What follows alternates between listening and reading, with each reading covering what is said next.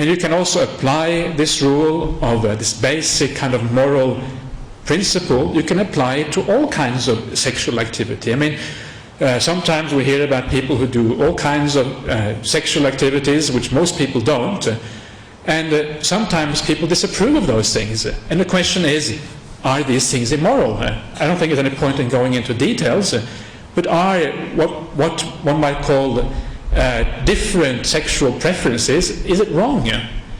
And the answer is, again, you go back to the same principle. Are we hurting anybody? Are we hurting myself? Are we hurting somebody else? And that is how you decide in these cases. And very often you will find that nobody is hurting anybody, in which case it is acceptable. It is okay. It may not be absolutely perfect, but it's not bad enough to really have a clear-cut rule against it at the very least.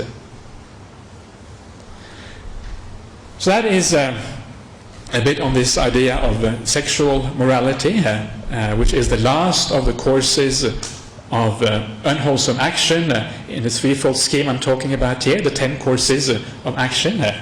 And before I move on to speech, I'm going to talk a little bit about alcohol, because alcohol is another interesting area, I find.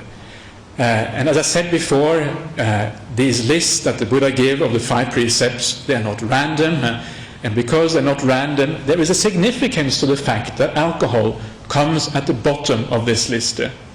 The significance is, of course, that alcohol in its own right is not that morally reprehensible compared to the other 4 precepts. It comes, that's why it comes last.